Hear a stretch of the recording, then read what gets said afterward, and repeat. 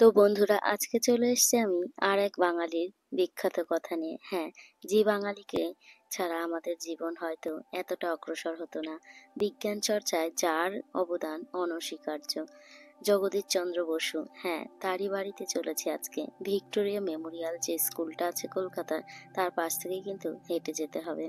শিয়ালদা নামার পরে মাত্র 10 মিনিটের হাঁটা পথ, কিংবা শিয়ালদা স্টেশন সংলগ্ন যে কোনো বাস ধরে নিতে পারেন বাস স্ট্যান্ড থেকে, এবং সেই বাস ধরেই কিন্তু আপনি নামতে পারেন এই রাজাবাজার সায়েন্স কলেজের সামনে বা জগদীশচন্দ্র বসুর বাড়ির সামনে। তো এখানে নামার পরে কিন্তু আপনাকে এক পাও হাঁটতে হবে না, কেননা এই রাজাবাজার সায়েন্স কলেজের পাশেই কিন্তু ছিলেন জগদীশচন্দ্র বসু।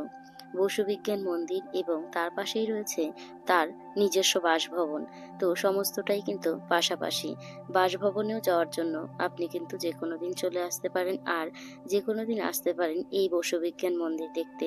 হ্যাঁ, যেই মন্দিরে অবস্থান করতেন তিনি, মন্দিরই বলা চলে। হ্যাঁ, বিজ্ঞানের সমস্ত জিনিস, তথ্য, সমস্ত কিছুই কিন্তু এখানে রয়েছে। যেই ল্যাবরেটরিতে তিনি কাজ করতেন, যেই যন্ত্রপাতি দিয়ে তিনি এই অসামান্য আবিষ্কারগুলোকে গড়ে তুলেছিলেন, সমস্ত কিন্তু আপনি আপনার স্বচক্ষে দেখতে পারবেন। আমি সেই সমস্ত বিষয়গুলোকে আপনাদের সামনে তুলে ধরার চেষ্টা করব আমার এই ক্ষুদ্র ভিডিওর মাধ্যমে। তো দেখতেই পাচ্ছেন আমি চলে এসেছি আজকে তার ল্যাবরেটরি তথা এই বসু বিজ্ঞান মন্দিরে। প্রত্যেক দিনই প্রায় খোলা থাকে, সরকারি ছুটি বাদে। আর এইখানে আসার পরে শিক্ষার্থীদের কিন্তু একটা চাক্ষুষ ভ্রমণ হবে, এবং যেটা শিক্ষামূলক একটা ভ্রমণ।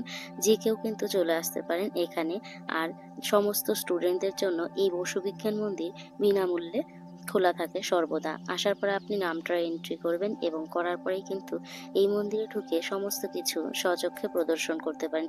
এছাড়াও যে বাড়িটিতে উনি বসবাস করতেন, ওই বাড়িটি এখন টিকিট সিস্টেম করে দিয়েছে। তো সপ্তাহে 3টে দিন ওখানে খোলা থাকে। তো সেটা আমি ডিটেলসে দেওয়ার চেষ্টা করব, আপনারা দেখে নেবেন, লেখাই থাকবে। তো এই যে ল্যাবরেটরিটা, এটা সম্পর্কে আপনারা দেখতে পাচ্ছেন, দেখুন সমস্ত বিষয়গুলো কিন্তু এখনো রয়েছে। যে সমস্ত চেয়ার টেবিল উনি ইউজ করেছেন, তারপরে যে সমস্ত যন্ত্রপাতি দিয়ে তিনি সেই বিখ্যাত বিখ্যাত বিশ্বজয়ী আবিষ্কার করেছেন, সমস্তটাই কিন্তু এখানে তুলে ধরার চেষ্টা করছে আপনাদের সামনে। এখানে দোতলাতেও ওনার ব্যবহৃত প্রচুর জিনিসপত্র, আসবাবপত্র রয়েছে। তো দোতলার ঘরটা এখন কাজের জন্য বন্ধ রয়েছে, যেহেতু এখানে কাজ চলছে তার জন্য। তাছাড়া আমি এর আগেও এখানে এসেছি বহুবার, তো তখন কিন্তু ওটা খোলা থাকতো। তো আপনারা আসলে হয়তো তখন খোলা থাকবে। এই যে ওনার রচিত বিভিন্ন গ্রন্থাদি, আর রবীন্দ্রনাথের সাথে ওনার কিছু ছবি, চিত্র, এবং এই সমস্ত যন্ত্রপাতি দিয়েই কিন্তু তিনি তার বিখ্যাত আবিষ্কারগুলো করেছিলেন। দেখুন, দেখানোর চেষ্টা করছি অল্প বিস্তর। জগদীশচন্দ্র বসু ছিলেন এক অসাধারণ ভারতীয় বিজ্ঞানী, যিনি তার বৈজ্ঞানিক গবেষণার মাধ্যমে বিজ্ঞান জগতের অগ্রগতি ত্বরান্বিত করেছিলেন অবিস্মরণীয়ভাবে। জগদীশচন্দ্র বসু মূলত উদ্ভিদ ও পদার্থবিজ্ঞানের ক্ষেত্রে তার অবদানের জন্য সুপরিচিত ছিলেন। তিনি প্রমাণ করেন যে উদ্ভিদ ও উত্তেজনায় সাড়া দিতে পারে। তারাও জীবের মতো প্রতিক্রিয়া প্রদর্শন করে। আজকের এই পর্বে আমরা কিন্তু সেই বিষয়টাও দেখার চেষ্টা করব, যে তিনি কিভাবে এই গাছের আবিষ্কার করেছিলেন। সেই জিনিসগুলোও কিন্তু এখানেই অবস্থান করছে। আপনারা চাইলে কিন্তু যে কোনো দিন, যে কোনো সময় কিন্তু চলে আসতে পারেন বসু বিজ্ঞান মন্দিরে। জগদীশচন্দ্র বসু তার অদম্য নিষ্ঠা, মেধা এবং গবেষণার মাধ্যমেই কিন্তু তৈরি করেছিলেন এই সমস্ত বিষয়গুলোকে।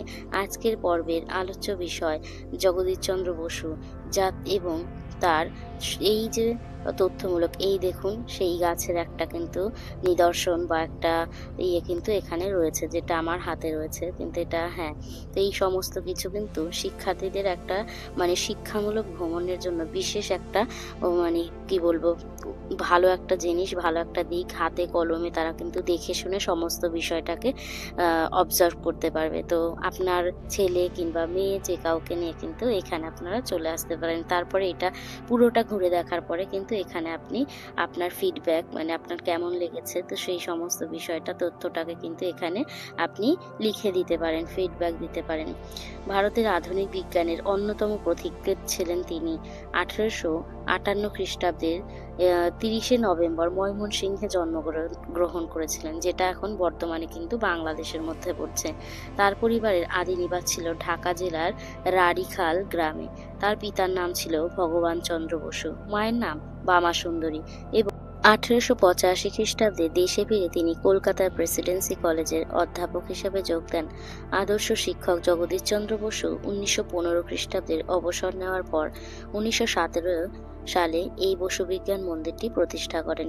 ফটোগ্রাফি তার এই জিনিসটাকে আমি দেখানোর চেষ্টা করলাম এবং সেখান থেকে বেরিয়ে কিন্তু এই যে রাস্তাটা দেখছেন, হ্যাঁ, এই যে ভগ্ন বাড়িটা আর এই সেই কলকাতার নস্টালজিয়া বাড়িগুলো, যেগুলো কিন্তু কলকাতার সেই সভ্যতাটাকে ধরে রেখেছে।